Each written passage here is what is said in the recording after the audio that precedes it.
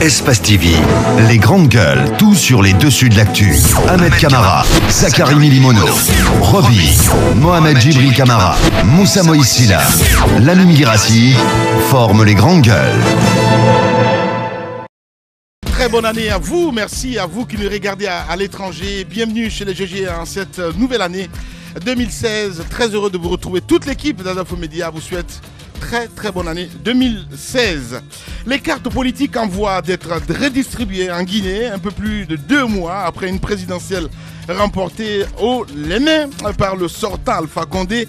Le microcosme politique guinéen se reconfigure donc fait majeur. À noter le rapprochement entre la 3e force politique du pays et le parti au pouvoir, rapprochement qui s'est traduit par la nomination du leader de ce parti au poste du haut représentant du chef de l'État. Dit-on. Quelle lecture peut-on faire de cette évolution, entre autres des questions posées ce matin, M. Lansana Kouyaté, président du PEDN, nous allons le joindre depuis Paris, il va intervenir donc en direct ce matin chez les GG. La Guinée officiellement débarrassée d'Ebola qui attend de se doter d'un nouveau gouvernement. Une certitude déjà, celui-ci sera dirigé par un homme neuf, issu du secteur privé, relativement plus jeune que le sortant. Dans sa feuille de route, la jeunesse, l'emploi et la relance économique, quelles sont les attentes donc de la société civile guinéenne, quels sont les chantiers prioritaires qui attendent donc le nouveau gouvernement, entre autres des questions posées ce matin chez les GG. Madame Fatou Baldé, vice-présidente du CNOSC, présidente de COFEL, elle est notre invitée exceptionnelle ce matin. Et puis on va revenir sur son papier de Mohamed Camara, juriste, donc vous le savez, les 2 derniers décrets pris par le chef de l'État, nommant donc les sieurs Sidia Touré et Jacques Diouf.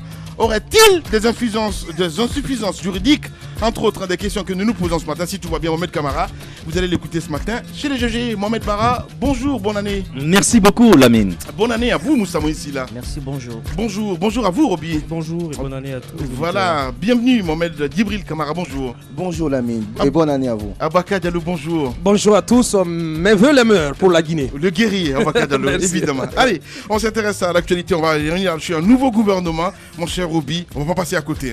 Alpha Condé aurait-il affirmé que les ministres issus du RPG Arc-en-Ciel ne seraient pas reconduits?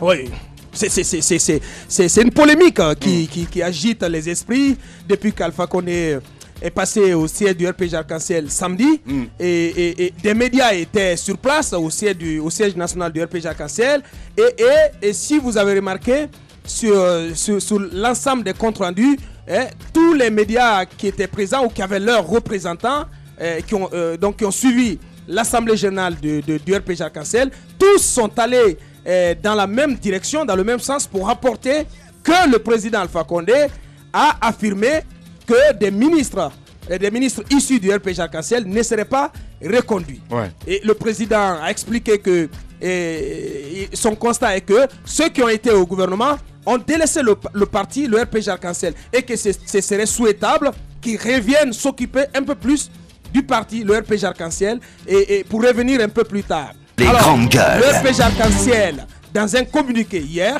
s'est étonné de ce compte rendu, a donc tenu à apporter un démenti pour dire que le président Alpha Condé n'a pas affirmé que les ministres issus du RPG Arc-en-Ciel, issus de ses rangs, ne seraient pas reconduits au prochain gouvernement. Alors on se demande, est-ce que tous les médias qui étaient représentés au siège national du RPG Arc-en-Ciel ont tous fait un mauvais compte rendu, donc se sont tous trompés, ou c'est une tentative du RPG Arc-en-Ciel donc de sauver la face après donc cette sortie du président Alpha Condé, quand même, qui est allé de Franco en disant que des ministres issus de ces rangs ne seraient pas reconnus. Donc la question se pose aujourd'hui. Moi personnellement, j'ai pas compris que je peux pas imaginer que des grands médias de ce pays-là qui étaient représentés. C'est vrai que Adafo, selon mes informations, on a fermé la porte à Adafo, aux représentants de Je le confirme, Banjo y est allé avec nos cadreurs, mais il a été refoulé. On lui a opposé une fin de non-recevoir en lui disant tout simplement que Adafo Média n'était pas invité. Je le confirme. Ouais. Voilà. Alors, moi j'ai fini en disant que est-ce que après le passage du président Alpha Condé, est-ce qu'on a essayé de ramener un peu de l'ordre dans ce qu'il a dit? Est-ce que le RP Arc-en-Ciel est allé vers voir le président pour essayer de changer un peu, d'édulcorer un peu ce discours-là? Ce sont des questions qui se posent. En tout cas, cette tentative du RPG Arc-en-Ciel de redresser, de corriger le tir qui a été envoyé par les représentants des médias, à mon sens, cela signifie beaucoup de choses. Voilà. On va revenir là-dessus, le 31. Moussa, tu pouvais ne pas être là aujourd'hui parce qu'il a été victime de tentatives d'assassinat, il faut le rappeler. Je sais que vous êtes revenu là-dessus dans Espace Expression à Bakadialo. D'abord, on va replanter le décor, Moussa. Oui. Ça va mieux, mon cher ami? Oui, ça va. La preuve, c'est que je suis parmi vous ce matin en studio pour l'émission Les Grandes Gueules. Vous auriez certainement, si la main de Dieu n'était pas avec moi cette nuit, vous auriez observé peut-être ce matin une minute de silence, comme pour tous nos autres confrères. Mais Dieu n'a pas voulu. Donc, dans la nuit du 30 au 31, et alors que je quittais la radio pour le domicile, puisque nous retardions pour les préparatifs du journal de l'an, j'étais attendu auprès de ma cour par deux individus. Et arrivé devant la cour, j'ai klaxonné. Ma femme dormait, donc je l'ai appelée. Elle a réveillé la bonne qui est venue ouvrir la cour. J'ai fait au moins une minute parce que j'observais que là où je gare la voiture, il y avait des objets qui n'avaient pas l'habitude d'être là. Je lui ai dit, mais débarrasse la place. Elle allait débarrasser la place. Et ensuite, j'ai fait entrer la voiture dans la cour. Et j'ai dit à la fille, referme la cour. Et lorsqu'elle partait vers la cour, je l'ai vue retourner en courant. Elle est tout de suite rentrée dans la maison. Elle a refermé les portes. Et je regarde dans le rétroviseur, je vois un individu cagoulé qui approche avec une arme de guerre et qui me dit, descends, c'est toi, c'est bien toi, descends, couche-toi à plat ventre. Et son second qui n'était pas cagoulé, et j'ai pas vu d'arme également avec lui, lui il dit non, fais-le rentrer dans la maison. Donc je tente de frapper à la porte, je frappe à la porte, ma femme et les enfants voyaient déjà par les fenêtres tout ce qui s'est passé, donc ils n'ont pas du tout ouvert la porte. Je leur ai dit, écoutez, si vous êtes venus pour de l'argent, moi j'ai rien dans la maison.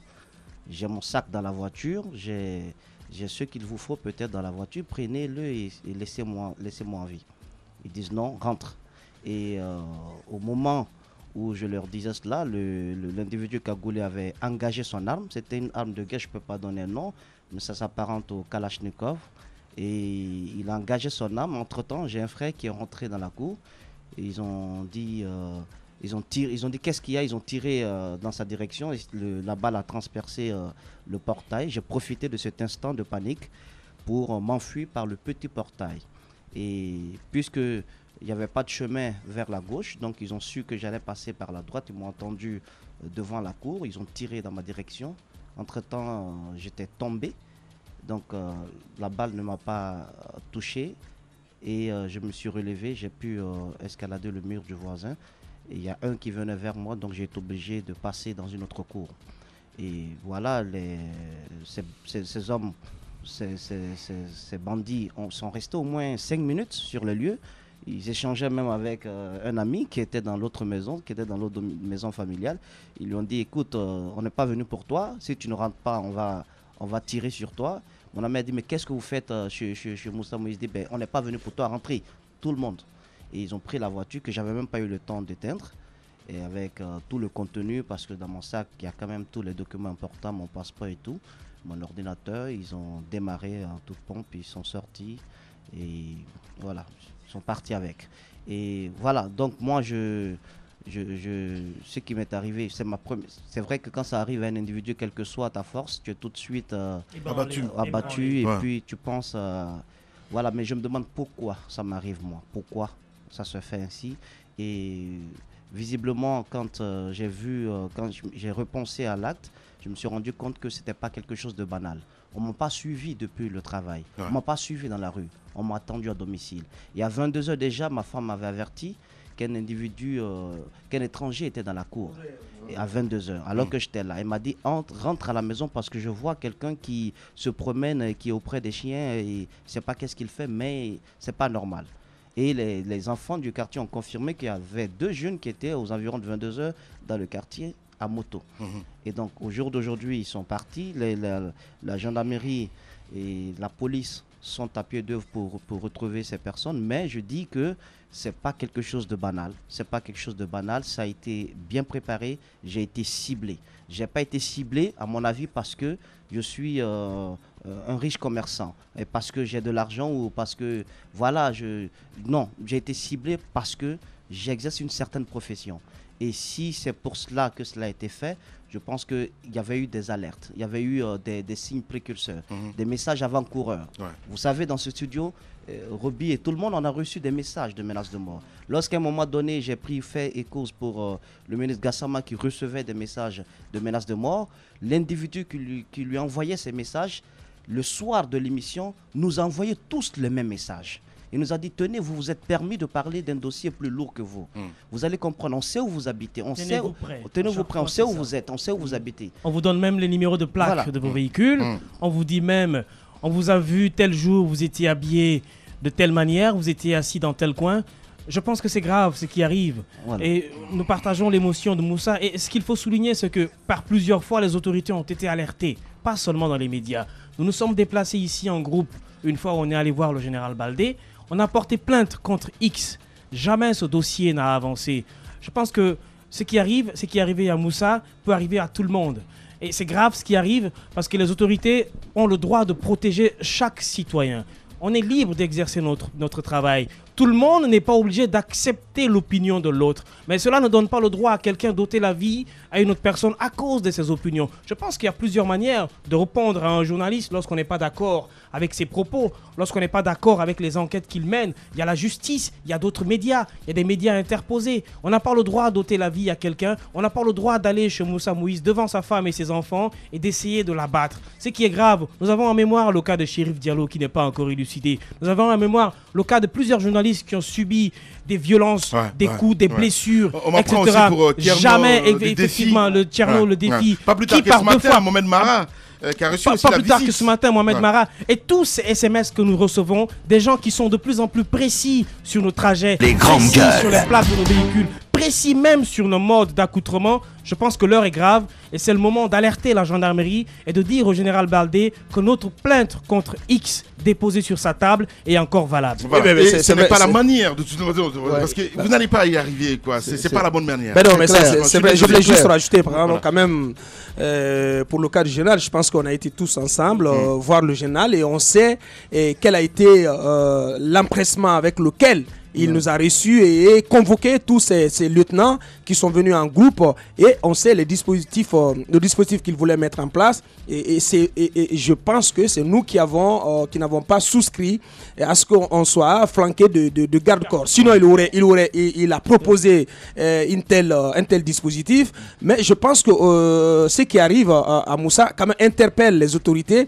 à tous les niveaux, mais comme vous l'avez dit tantôt, c'est un combat perdu d'avance pour ces individus. C'est comme se battre contre des moulins à vent parce que plus jamais, à aucun moment, ils ne réussiront à nous river le caquet. Nous continuerons à faire le travail qui est le nôtre. Nous continuerons à informer nos auditeurs, à fouiner nos nez dans les monstruosités, dans les écuries de Gias, parce que la République en est pavée. Donc on ne s'arrêtera pas et ce ne sont pas ces tentatives d'assassinat, ces menaces qui nous feront reculer. Voilà. Mais c'est ce qui est regrettable. Ce qui m'a surtout frappé dans le récit assez émouvant de Moussa, c'est quand des assaillants viennent vous dire c'est lui qu'on recherche. Ça veut dire que ça fait longtemps que Moussa Moïsila est ciblé. Donc ça fait longtemps qu'il est dans le collimateur de ces assaillants. Ça fait longtemps que ces assaillants savent où il habite.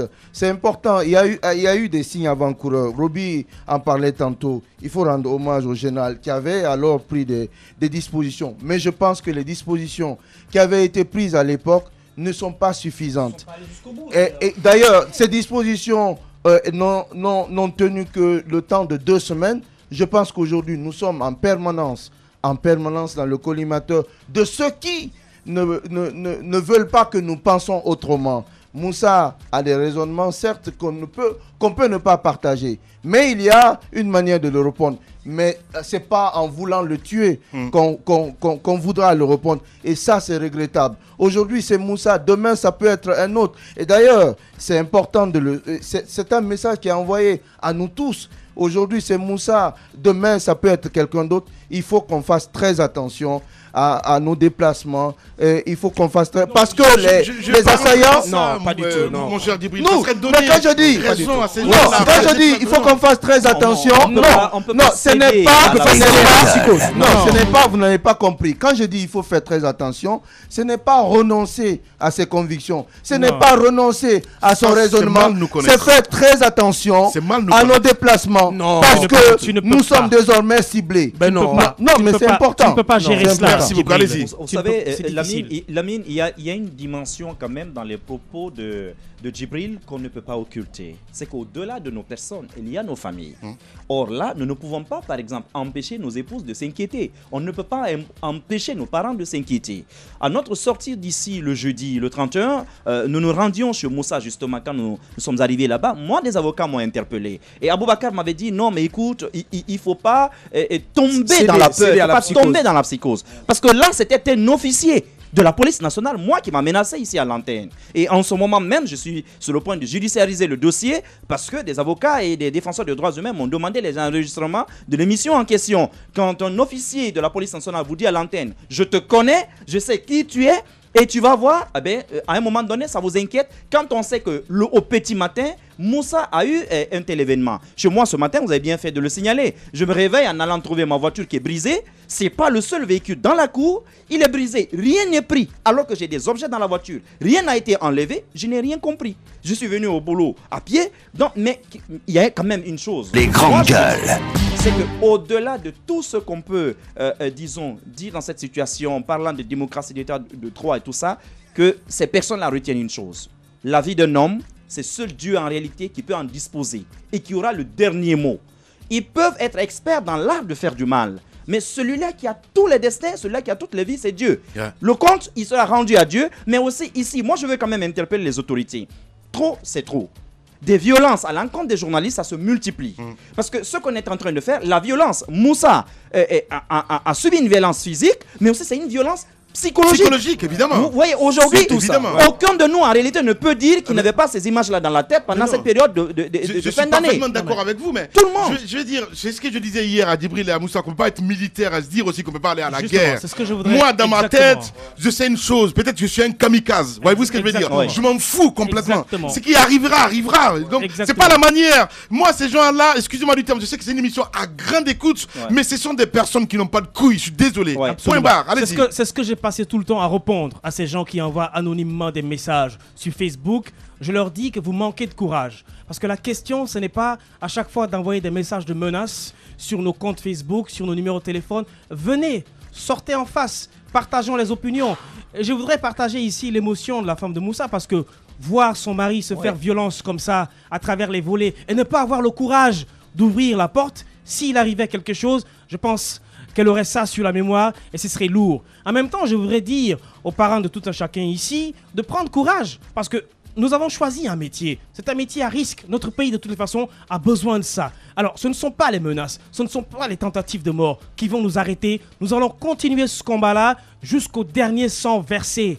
Et chaque personne qui mourira dans ce pays-là pour son opinion est mort pour la construction d'une démocratie. Ça demande du courage, ça demande de l'abnégation, ça demande une réponse à chaque fois positive à tous ces gens qui pensent qu'il faut taire la parole par les armes. C'est pas possible. Nous sommes en démocratie, nous sommes dans un pays qui avance, nous sommes dans un pays où la liberté d'opinion est consacrée, nous sommes dans un pays où le chef de droit, le chef de l'État lui-même est prêt à accepter les critiques. Alors je voudrais dire à toutes ces personnes qui se cachent derrière cette lâcheté, en prenant les armes, en allant chez les uns les autres, en essayant de les assassiner, en essayant de leur envoyer des messages de menaces, etc., que ça n'ébranle personne. Ça n'ébranlera personne parce que le combat, il va continuer. Moussa Moïsila. Oui, j'aimerais donc lancer un message aux forces de sécurité. Un véhicule Hyundai volant à droite, il y en a certes beaucoup, mais il n'y en a pas des centaines à Conakry. Le numéro de plaque. 2020 Z2 série, je leur demande de retrouver ce véhicule et les assaillants. Parce que on ne peut pas quand même... les armes de guerre, on ne les achète pas au marché. Le gars, il avait une arme de guerre. Ça lance encore cette question liée à la circulation de ces armes. Il faut que l'État prenne ses responsabilités, ça ne peut pas continuer. Voilà. Je rends également hommage à l'Urtelgui. Je leur dis merci pour ce mutisme éloquent. C'est important.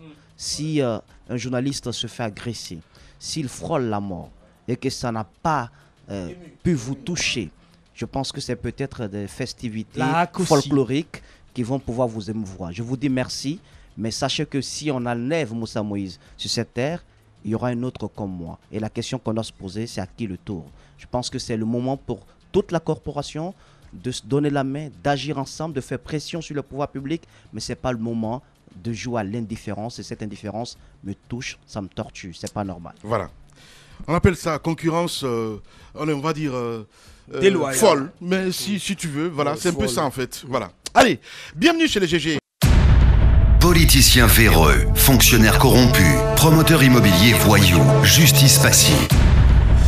La Guinée devient-elle mafieuse? Les grandes gueules d'Adafo Média ne lavent pas plus blanc, mais vous permettent de défendre votre pays en vous informant. Avec les grandes gueules d'Adafo Média, dénoncez les turpitudes, nous garantissons le secret des sources. Envoyez vos documents à espacefmguinée.info, rubrique Contact. Les grandes gueules d'Adafo Média ou le socle de la liberté d'expression en Guinée. Dans un instant, on va revenir évidemment, on va s'intéresser à l'actualité politique week-end avec Bandiou Keïta. On va s'intéresser aussi au nouveau gouvernement Alpha Condé. Aurait-il affirmé à Bakadelo avait commencé là-dessus, que dire en tout cas de vœux de nouvel an, quand on s'est loué des retours à Conakry. Et en même temps, il a profité de passage pour griffer un petit peu d'anciens alliés. Ben, vous allez avoir quelques extraits dans cette émission ce matin. Vœux nouvel an toujours du chef de l'État. Écran noir à la RTG. On va en parler ce matin chez les GG Sotragui. Les travailleurs exigent désormais le départ de Bokar Sidibé. Vous allez avoir plus d'informations là-dessus. Mais aussi Lansana Kouyaté, le président de PEDN. Il est notre invité ce matin. On se retrouve dans un instant. Les grandes gueules. Tout sur les dessous de l'actu. Ici, l'actu rime avec liberté de ton sur Radio Espace. Voilà, dans un instant, nous filons du côté de Paris sur Espace TV. Nous allons joindre Lansana Kouyaté, président du PEDN, évidemment, qui va intervenir dans cette émission. Je le disais à l'entame, notre invité ce matin, et bien sûr, c'est Madame Fatou Baldé, vice-présidente du CNOSC, présidente donc de COFEL, la Guinée, officiellement débarrassée d'Ebola, qui attend donc de se doter d'un nouveau gouvernement. Une certitude déjà, celui-ci sera dirigé par un homme neuf, issu du secteur privé, relativement plus jeune que le sortant. Dans sa feuille de route, la jeunesse, l'emploi et la relance économique, quelles sont les attentes donc de la société civile guinéenne, entre autres, quels sont les chantiers prioritaires qui attendent le nouveau gouvernement. On essaye de comprendre ce matin avec Madame Fatou Baldé qui va intervenir en direct dans l'émission. Les deux derniers décrets pris par le président Condé, nommant les sieurs Sidia Touré et Jacques Diouf, aurait-il des insuffisances juridiques? Nous avons deux juristes dans notre émission ce matin. Et Mohamed Kamara, lui, il est juriste professeur de droit. Il va intervenir dans l'émission. Pourquoi pas, on va essayer de prendre aussi l'avis de Mohamed Djibril Kamara et de notre ami Mohamed Mara. D'abord, on va essayer de partir avec le nouveau gouvernement. Avant de joindre Kouyaté, mon cher ami. Beaucoup de spéculations là-dessus, mon cher Obi. Évidemment. C'est vrai que le Premier ministre est venu, mais on s'est gratté un peu la tête pendant tout ce temps. Ce que je comprends pas, c'est tout le retard pris par le président de la République pour nommer les ministres. Ah, cette fois-ci, mais attendez, franchement. Ouais, mais attendez. Je pense que depuis septembre, le président Alpha Condé savait qu'il serait réélu parce que toutes les conditions étaient créées. Roby. Attendez, il pouvait quand même avoir son schéma dans la tête. Il pouvait déjà avoir quelques noms. On peut pas mettre plus de 3 mois à cogiter sur un gouvernement. Je veux dire que c'est pas possible. Le pays en ce temps est en marche arrière. On travaille pas, ça bosse pas dans les bureaux. On attend que le fauteuil de ministre soit meublé. Et puis ceux qui sont là, ils risquent de partir par crise cardiaque. Parce que le président de la République a pris pour habitude d'aller au siège du RPG et d'en faire une conférence. Ici, on aura Kouyaté, mais c'est bon de dire 2-3 trucs avant que M. Kouyaté ne vienne. Parce que le président de la République a pris l'habitude d'aller servir la pilule amère à certains barons du pouvoir au siège je pense que c'est le moment. Non mais c'est le moment d'arrêter. C'est le moment de nous proposer un gouvernement pour que ceux qui doivent continuer le travail continuent et que ceux qui doivent prendre le large soient libérés de ce lourd fardeau parce que c'est pesant, ça vous fait rire. Mais c'est pesant, ils dorment pas. Bah, je vais rester, je vais pas rester. Je suis d'accord. Ils dorment pas, c'est lourd. On va les marabouts, on va en parler, les marabouts en ont plein la besace maintenant. C'est important que le président de la République arrête parce que le peu qu'ils ont grignoté pendant 5 ans, ça risque de partir chez les marabouts. Bien. Il faut quand même qu'ils aient des économies. C'est terrible. Allez, nous avons en direct Monsieur Lansana Kouyaté. Les grandes gueules. Monsieur Lansana Kouyaté, bonjour. Bonjour. Bienvenue dans cette émission Les Grandes Gueules. D'abord, nos voeux les meilleurs à vous et à votre formation politique. Alors, vous, de l'étranger, vous suivez l'actualité qui se passe dans votre pays, la Guinée. Et pour commencer, quel regard portez-vous sur le microcosme politique guinéen qui est en train de se reconfigurer au lendemain de l'élection présidentielle guinéenne? Je voudrais d'abord accepter vos vœux et en retour vous exprimer mes vœux les meilleurs de santé, de bonheur et de prospérité, d'épanouissement. Si vous parlez, n'est-ce pas, de la scène politique guinéenne, je crois qu'il est mieux d'aller droit au but. Vous voulez peut-être parler de la nomination du Premier ministre, de la nomination du Premier ministre Sidia Touré, etc., etc. C'est de cela qu'il s'agit, j'espère. Évidemment, monsieur le ministre, monsieur le président. Donc, voilà. Il s'agit du Premier ministre nouvellement nommé, c'est un homme que je connais. Il a, n'est-ce pas, de bon caractère, c'est certain. Et il a probablement le bon tempérament aussi et d'un commerce facile. Je souhaite ardemment que celui qui l'a nommé lui laisse les coups des franches pour qu'il puisse faire du travail. Mais réellement, a-t-on besoin de... Mais on parle d'expérience aussi, monsieur Lansana Kouyaté. Oui. C'est très important parce qu'on ne peut pas du jour au lendemain prendre un inconnu, je ne veux pas dire qui n'a pas d'expérience en ce qui concerne la gestion des affaires publiques, c'est très important. Vous, votre analyse, vous avez géré ce pays à un moment donné, quand on est Premier ministre, c'est pas si simple. Oui, mais vous savez, les expériences sont multidimensionnelles. Quand je fus nommé Premier ministre, j'ai entendu certains qui disaient « Ah, il n'a pas l'expérience gouvernementale ».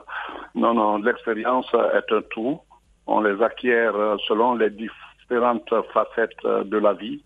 Et là, je ne touche pas parce que même s'il n'a pas d'expérience gouvernementale, mais pour avoir géré les hommes à un certain niveau, et avec le bon discernement et le bon caractère, il peut faire le travail. Mais encore une fois, la question que je me pose dans la Guinée d'aujourd'hui, est-ce que nous avons vraiment besoin de Premier ministre? Un Premier ministre qui n'aura pas les coups de franche sera réduit à inaugurer les chrysanthèmes. Et je crois qu'avec le président qu'on a, il n'aura jamais les coups de franche. Ou il fait comme Saïd Fofana, et où il s'en ira. Alors, je crois que cela est clair. Aussi, il faut reconnaître que l'environnement même ne s'y prête d'ailleurs pas, parce que vous trouverez des gens qui viendront lui dire ne prends pas d'initiative, prends ta part et tais-toi. Waouh. Parce que, à votre moment, est-ce qu'il y avait des conseils comme ça, monsieur le président de PEDN? Est-ce qu'il y a des gens qui venaient vous voir à dire oui, il faut prendre ta part et part? Je vous jure, sur mon honneur, qu'il y a des gens qui sont venus me le dire, et pas des moindres, parce que certains sont venus de l'Assemblée d'ailleurs, c'était autour de l'affaire... Vous êtes sur les GG? Comment ça s'appelle? Oui, bien sûr. Voilà, quand vous dites, est-ce qu'on peut savoir un petit peu... Je ne cache pas mes opinions. C'était au moment de, comment ça s'appelle, cette société qui était venue pour la recherche du pétrole et qui enfumait, n'est-ce pas, tout le monde. Alors, je m'étais totalement opposé, parce que je savais les données, n'est-ce pas, de recherche. Vous parlez de hyperdynamique. Hyperdynamique, exactement, vous me rappelez le nom. Et dans ce combat, parce que j'ai demandé que leur agrément ne soit pas ratifié par le Parlement et que ça retourne dans le cadre de ce qu'on avait mis en place pour examiner les contrats passés, ils ont refusé et ils se sont mis dans une bataille d'arrière-garde.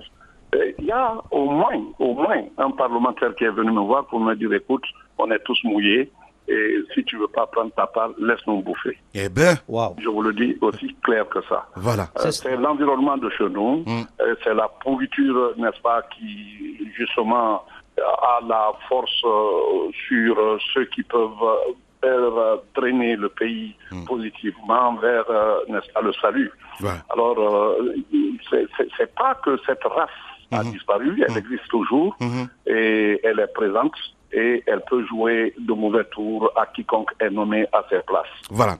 Lansana Kouyaté, président de PEDN, en direct. Allez-y. Je souhaite bon vent au Premier ministre, mais encore une fois, je dis que c'est une fonction très, très exaltante, mais très difficile. Et surtout quand on a un président qui est l'alpha et l'oméga de tout. Alors, monsieur le Président, nous sommes donc en 2016. Alpha Condé entame donc son second et dernier mandat. Est-ce qu'il nous est permis de rêver? Parce que ce président Alpha Condé, si on peut l'appeler ainsi, le nouvel homme, il se dit le bâtisseur, quelqu'un qui a véritablement changé. Il a fait quelques signes d'ouverture tout de même. On voit Baouri qui bénéficie de ses grâces. On a vu le retour de Thibaut Camara. On voit la nomination de Sidia Touré. Il y a des prisonniers qui ont été graciés. Est-ce que ce ne sont pas quand même quelques signaux qui prouvent que Alpha Condé, que vous avez connu durant les 5 dernières années, n'est plus le même homme aujourd'hui, Monsieur Kouyaté?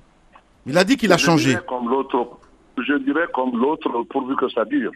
Et le caractère ne se jette pas facilement. Tout ce que vous avez énoncé, c'est bien, c'est de bons signaux, mais c'est trop frais pour pouvoir être jugé. Il faut juger sur la durée. C'est vrai qu'il a élargi, n'est-ce pas, il a gracié les détenus. Encore faut-il leur accorder l'immunité totale et pour que vraiment il n'y ait pas... Mais même du côté de PEDN, on nous apprend qu'on vous a approché à un moment, mais que c'est madame qui s'est opposée. Non, ce sont des balivernes. Bon. Alors, monsieur le Président, de par votre expérience, comment expliquez-vous que depuis ce temps-là, on n'arrive pas à mettre, c'est vrai que le Premier ministre a été nommé, mais on n'arrive pas à meubler le gouvernement, ça prend du temps. Pour vous, est-ce que le Président n'était vraiment pas prêt ou alors est-il encore en consultation lorsque lui-même il dit qu'il n'écoute personne? Pourquoi avoir pris assez de temps selon vous? Il aime la psychose, on est dans un scénario de psychopolitique. Et ça, c'est un de ses caractères qui consiste à maintenir le suspense. Normalement, aller même au siège du RPG pour dire ce qu'il a dit. Est-ce qu'il a besoin d'aller au siège du RPG à ce jour? Faisons les choses normalement. Il est le président de la République. Bien. Donc, il est le garant de l'équilibre social, national. Il est pour tout le peuple de Guinée. Pourquoi s'amuser à aller chaque fois asséner des vérités? On n'a pas besoin de tout ça pour mettre en place un gouvernement. Pourquoi, je ne sais pas moi, branler Donc, en fait, il prend plaisir, si on vous comprend très bien ce matin, il prend plaisir à mener un petit peu le suspense, si on peut se permettre de dire comme ça. Mais non, on va s'intéresser à l'actualité, monsieur. C'est caractériel, ça. Voilà. On va s'intéresser un petit peu à l'actualité, monsieur le Président. On a vu un petit peu l'adresse à la nation, les vœux du président de l'UFDG qui a lancé quelques pics en ce qui concerne Sidia Touré. Il l'a dit, ce sont très heureux de se débarrasser des faux alliés. C'est très important. Et Sidia aussi, qui a été nommé ce week-end par le président Condé. Et justement, un homme averti, un homme politique averti que vous êtes, on sait que vous avez rechigné à travailler avec le président Alpha Condé. Dites-nous, est-ce que la nomination de Sidia vous semble une marque de confiance ou un piège du président Alpha Condé? Je crois que là-dessus, il faut laisser le temps définir le contenu de ce poste de haut représentant. C'est un poste nouveau dans le lexique guinéen et dans le lexique mondial d'ailleurs, je dirais. Représentant, ça c'est comment? Le président est représenté par ses ministres, il est représenté par les ambassadeurs à l'extérieur, il est représenté par son premier ministre, etc. etc. Haut représentant, que contient le mot haut? C'est un qualificatif. cela, ce n'est pas moi qui dois répondre, c'est le sujet qu'il a créé et c'est l'objet qui doit l'exercer. Alors, une fois qu'on a su le contenu, tout le monde a raison d'avoir des appréhensions aujourd'hui, parce que personne ne sait ce que ça veut dire. C'est tout à fait normal. Si c'était un poste de conseiller, on sait qu'on nomme des conseillers. Ouais. Si c'est un poste il y en a qui vont dans l'épilogue pour dire c'est un poste qui équivaut au vice-président. Un vice-président, on l'appelle vice-président. Ouais. Donc, le vice-président n'est pas représentant. Ouais. Alors, Monsieur le Président, et par rapport à la sortie de Cellou Dalein Diallo, parce que est-ce qu'on peut dire que tout cela était prévisible, que Sidya Touré rejoigne la mouvance présidentielle? Est-ce que vous avez douté un moment Est-ce qu'il y a eu des signes avant-coureurs de ce rapprochement? Oui, je dirais qu'il y a eu des signes avant-coureurs. C'était un pas en avant, deux pas en arrière à chaque fois. Au sein de l'opposition, on a évoqué tout ça. Vous savez, il avait été proposé même tout au début qu'on n'aille pas individuellement chez le président de la République qui aura tendance à nous diviser. C'était connu. Ouais. Et rappelez-vous, lui-même il l'a dit d'ailleurs, parce qu'en réalité, la grande force de notre président, c'est de dire tout haut ce qu'il va faire dans un mois, dans 2 mois. Il a dit à un moment donné, dans quelques temps, l'opposition n'existera plus. Ouais. L'un des rares présidents démocrates qui souhaitent la disparition de l'opposition. Mais il l'a dit, et l'opposition était prévenue. Et tout ce qu'on a eu comme tentative de ressouder, rappelez-vous la déclaration de Paris, et ça fait couler beaucoup d'encre. Mais tout cela, c'était pour maintenir l'unité. Cette unité était balbutiante à cause justement des dissensions internes au sein de l'opposition. Ouais. Il est clair qu'entre le président de l'UFDG et celui de l'UFR, depuis 2010, le climat n'était pas à la sérénité. Je ne rentre pas dans ce jugement. J'avais souhaité vraiment ardemment que l'unité prévalasse au sein de l'opposition et que cette opposition maintienne sa cohésion. Ouais. Est-ce qu'on peut dire, monsieur le Président, est-ce qu'on peut dire que le président de l'UFR était frustré parce qu'à un moment, il y a eu cette question de candidature unique, monsieur le Président, c'est important. Est-ce qu'on peut dire qu'il était frustré quelque part? Bon, peut-être. Moi, je ne suis pas dans l'esprit du Premier ministre Biya pour savoir exactement, parmi 1000 raisons, la raison qui prévalait le plus. Ouais. Vous savez, il ne faut pas juger, n'est-ce pas, des simples acrimonies qu'on développe lorsque son option n'a pas été choisie. De toute façon, j'étais, moi, convaincu que, uni ou pas, la fraude allait prévaloir et que même face à l'ange Gabriel, le président Alpha allait l'emporter. Bien. Monsieur Lansana Kouyaté, aujourd'hui que le président Alpha Condé, on ne va pas dire, s'est offert le leader de la 3e force politique, ben c'est tout comme. Est-ce que vous craignez que cela ouvre la voie à certains excès, en tout cas dans la perspective de l'horizon 2020? Finalement, Kassori avait raison. Pardon, j'ai dit le président Alpha Condé qui s'offre, on va dire comme ça finalement, le leader de la 3e force politique de notre pays. Et pour vous, est-ce que cela pourrait présager de tous les excès, en tout cas dans la perspective de 2020? Je crois que le premier excès dont on doit se méfier, c'est le tripatouillage de la Constitution et sa modification aux fins, n'est-ce pas, de perpétuer, n'est-ce pas, un règne. Ne prenez pas ça pour de la blague. Et c'est ce qui menace le plus notre pays.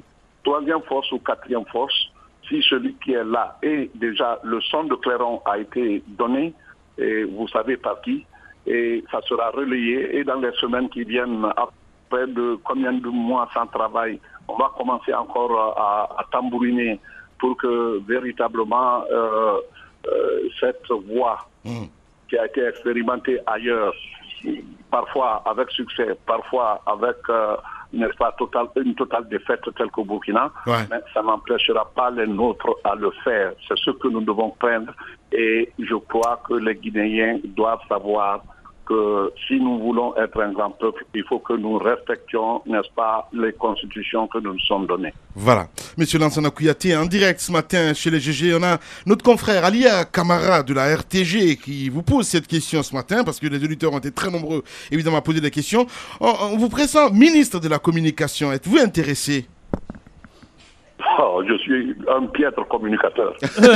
alors, Monsieur le Président, on sait très bien que le président Alpha Condé avait promis qu'il n'existerait plus d'opposition en Guinée. Donc, il est dans la logique. Allez. Il est parti, malheureusement. Il est parti, on va le rappeler. On va le rappeler un peu plus parce tard, que voilà. c'est important de lui poser cette question parce que le président de la République avait promis qu'il n'y aurait plus d'opposition et donc il est certainement rentré dans la logique d'engloutir tout le monde.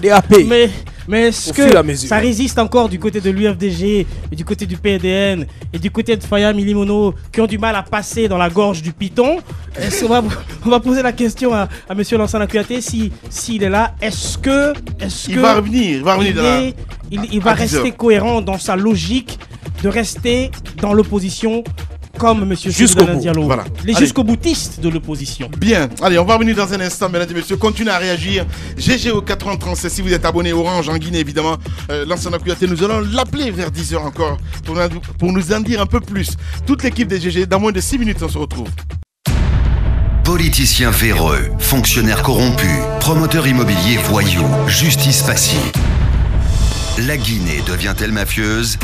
Les grandes gueules d'Adafo Média ne lavent pas plus blanc, mais vous permettent de défendre votre pays en vous informant. Avec les grandes gueules d'Adafo Média, dénoncez les turpitudes, nous garantissons le secret des sources. Envoyez vos documents à espacefmguinée.info, rubrique Contact. Les grandes gueules d'Adafo Média ou le socle de la liberté d'expression en Guinée.